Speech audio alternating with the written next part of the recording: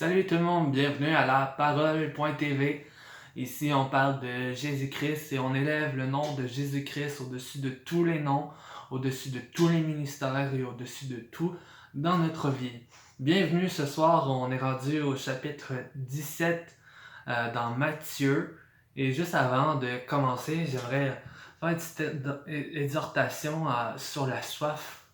Avant de lire la parole de Dieu, avant de rentrer, j'espère que vous avez soif, que vous désirez lire la parole de Dieu, que vous le désirez comme si vous étiez dans un désert. Peut-être dans votre vie, vous êtes dans un désert où vous avez soif et rien ne peut étendre votre soif spirituelle. Rien ne peut vous satisfaire, mais en fait, la parole de Dieu, Jésus-Christ, c'est la source intarissable qui vient nous satisfaire, qui vient pourvoir nos besoins, qui vient étancher notre soif. Et tu sais, si, vous savez, dès que je me réveille le matin, j'ai pas soif, mais si je commence à boire de l'eau dès le matin, mais toute la journée, je vais continuer à boire de l'eau et ça augmente ma soif. Plus que je bois, plus que j'ai soif. Amen. Alors commençons sans plus tarder dans Matthieu chapitre 17. 6 jours après, Jésus prit avec lui Pierre, Jacques et Jean et il les conduisit à l'écart sur une haute montagne. Il fut transfiguré devant eux, son visage resplendit comme le soleil et ses vêtements devinrent blancs comme la lumière. Et voici que Moïse, juste avant de commencer au verset 3, ici Jésus prend 3 personnes, Pierre, Jean, Jacques. Et en fait, c'est 3 personnes souvent que Jésus va prendre pour lui révéler des choses encore plus profondes que les autres. Et je crois que plus qu'on est proche de Jésus-Christ, plus qu'on s'approche de Dieu dans notre vie, plus que nous allons avoir des révélations par rapport à qui est Dieu, par rapport à nous et dans notre communion avec lui. Jésus va nous parler davantage si on s'approche, puis on va avoir des avantages, en fait. Amen. C'est comme mes amis plus proches me connaissent mieux que ceux qui sont loin de moi. Parce qu'on partage ensemble nos pensées, nos émotions et on partage peut-être même des secrets. Et c'est ça un ami proche, c'est ça avoir une communion proche avec Jésus-Christ. C'est qu'il nous révèle des parties de lui encore plus grandes. Amen. Alors verset 3. Et voici ce que dit Moïse et Élie leur apparut. Pardon, je me suis trompé. Verset 3. Et voici que Moïse et Élie leur apparurent et s'entretenaient avec lui. Pierre prit la parole et dit à Jésus, « Seigneur, il est bon que nous soyons ici. Si tu le veux, faisons ici 3 abris, un pour toi, un pour Moïse et un pour Élie. » Comme il parlait encore, une nuée lumineuse les couvrit. De la nuée sortit une voix et se fit entendre ces paroles. « Celui-ci est mon fils bien-aimé, qui a toute mon approbation. Écoutez-le. » Lorsqu'il entendit cette voix, les disciples tombèrent le visage contre terre et furent saisis d'une grande frayeur. Mais Jésus s'approcha d'eux, les toucha et dit, « Levez-vous, n'ayez pas peur. » Ils levèrent les yeux et virent plus que Jésus seul. Amen. Ici, Jésus se dévoile en tant que Dieu devant Pierre, Jean, Jacques. Et en fait, eux, la première chose, c'est qu'ils tombent à terre puis ils se prosternent en fait. Et Jésus leur dit, mais levez-vous et regardez-moi. C'est que, dans le fond, dans les églises, des fois, on recherche la présence de Dieu, on veut une présence tangible, et puis les gens, il y a des gens qui tombent, mais ça, je crois que quand il y a des gens qui tombent comme ça, des fois qu'on prie pour eux, c'est pas nécessairement normal dans un sens où j'ai vu très peu d'exemples à travers la Bible où les gens tombaient comme ça puis commençaient à crier, etc. C'est vraiment des gens qui sont possédés. Mais quand c'est la vraie présence de Dieu, mais on peut le regarder et on va se sentir bien et on va être en paix. Hein. Et on va savoir que c'est réellement la présence de Dieu. Ici, ils ont vu une grande lumière qui est venue les envahir en fait. Et ils ne voyaient plus que Jésus-Christ. Voici la vraie expérience de la présence de Dieu et non des sensations, un toucher, un vent.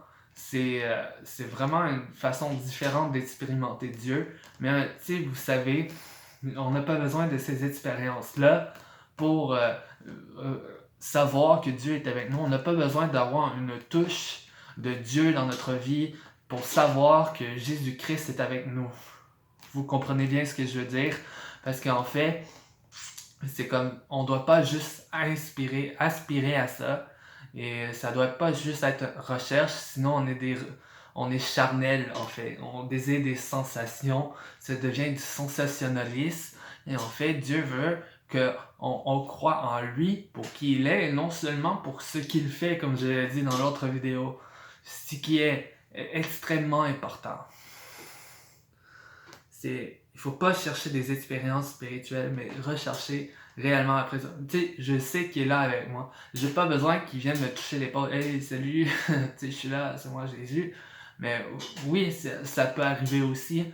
Mais c'est juste, je crois sincèrement que Jésus-Christ existe, il est vivant, il est là et j'ai pas besoin de ressentir sa présence. Amen. Continuons. Au verset 9, comme ils descendaient de la montagne, Jésus leur donna cet ordre: ne parlez à personne de ce que vous avez vu jusqu'à ce que le Fils de l'homme soit ressuscité. Amen. Encore là, Jésus leur dit d'en parler à personne, à eux. Tu sais, des fois, on vit des expériences avec Dieu et tout de suite, on va le crier sur le toit du monde, on va le dire sur Facebook, mais en fait, on doit garder certaines expériences avec Dieu secrètes. Tu sais, on ne doit pas s'en vanter, ça ne doit pas devenir un sujet d'orgueil. C'était juste une petite parenthèse. Alors, verset 10, les disciples lui posaient cette question. Pourquoi donc les spécialistes de la loi disent-ils que Élie doit venir d'abord? Jésus leur répondit: il est vrai que Élie doit venir d'abord et rétablir toutes choses. Mais je vous le dis, Élie est déjà venu. Ils ne l'ont pas reconnu, ils ne l'ont traité comme ils l'ont voulu. De même, le Fils de l'homme souffrira de leur peur. Les disciples comprirent alors qu'il leur parlait de Jean-Baptiste.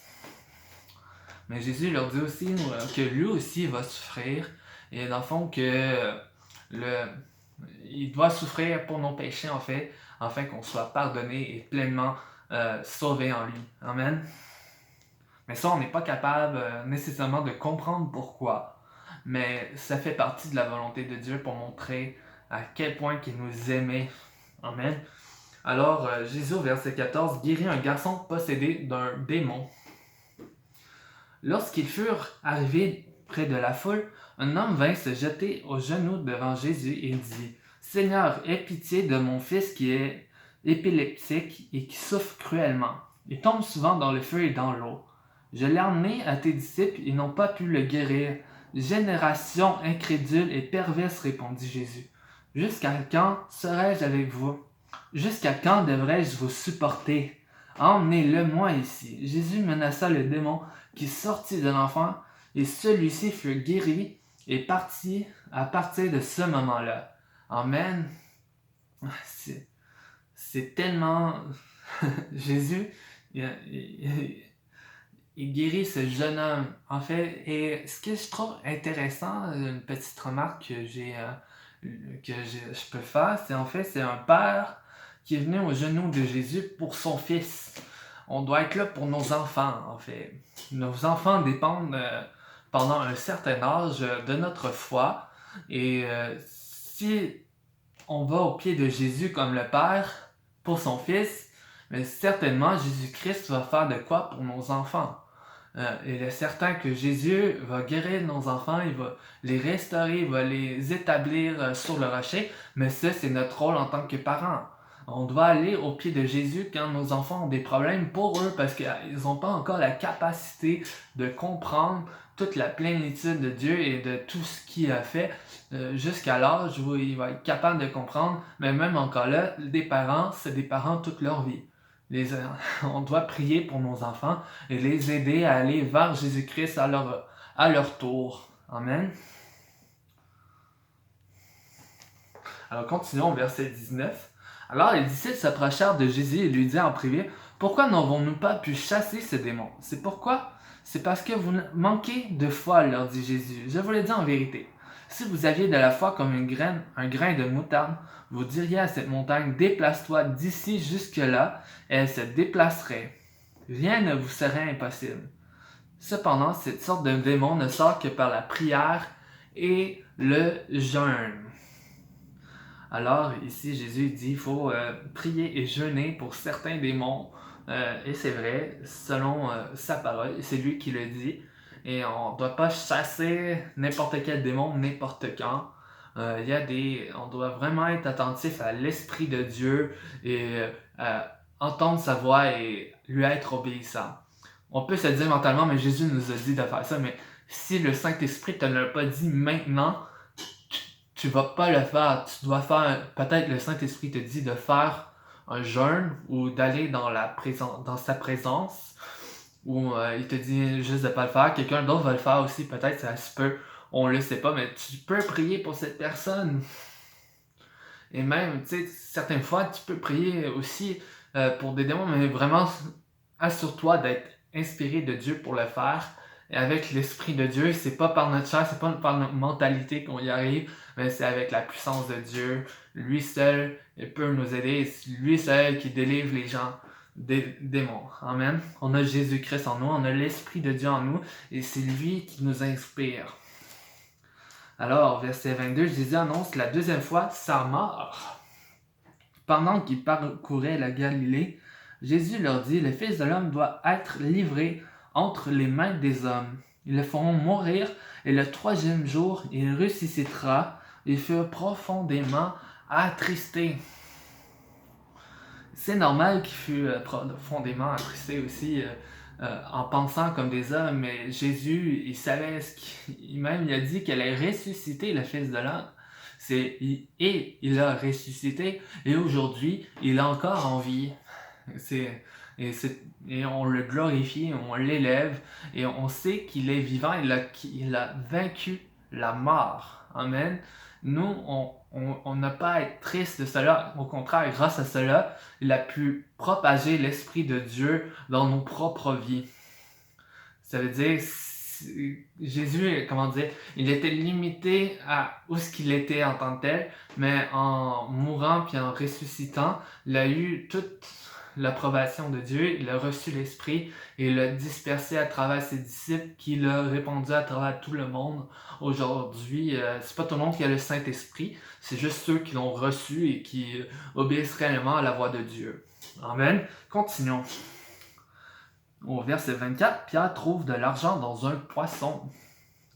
Lorsqu'ils arrivèrent à Capernaum, ceux qui percevaient l'impôt annuel s'approchaient de Pierre et lui dirent « Votre maître ne paie-t-il pas de l'impôt annuel? » Si, dit-il, quand il fut entré dans la maison, Jésus prit les devants et dit « Qu'en penses-tu, Simon? Les rois de la terre, de qui perçoivent-ils des taxes ou des impôts? De leurs fils ou des étrangers? » Il lui dit « Des étrangers. » Jésus lui répondit « Les fils en sont donc exemptés. Cependant, pour ne pas les choquer, va au lac, jette l'hameçon et tire le premier poisson qui viendra. Viendra, ouvre-lui la bouche et tu trouveras de l'argent. Prends-le et donne-le pour moi et pour toi. » Amen. Ici, ce qui est intéressant, c'est que Jésus il dit, parce que c'était un juif, les juifs ne doivent pas, dans les lois, ceux qui sont des juifs n'ont pas à payer d'impôts en tant que tel. Surtout pas le roi des rois, Jésus-Christ était le roi et lui ne devait pas payer d'impôts, mais il devait faire ce qui était juste.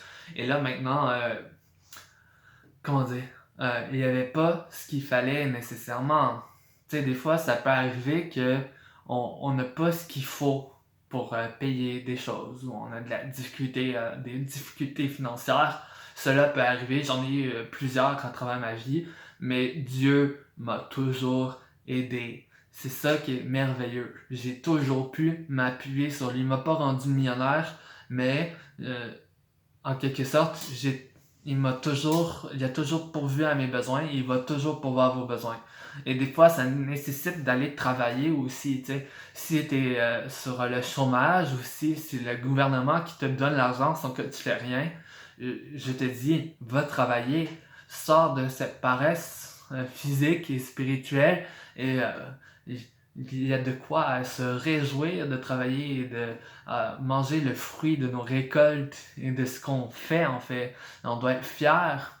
Et ici, Jésus il dit à Pierre, mais va pêcher, parce que Pierre avant c'était un pêcheur.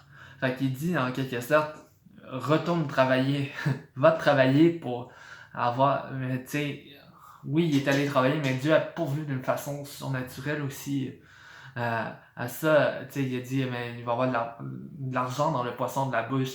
Et souvent, c'est juste ça, tu sais. Dieu aussi, il veut qu'on travaille, mais tu sais, il va pas t'aider indéfiniment si tu vas toujours dans le problème puis que tu sais pas gérer ton argent.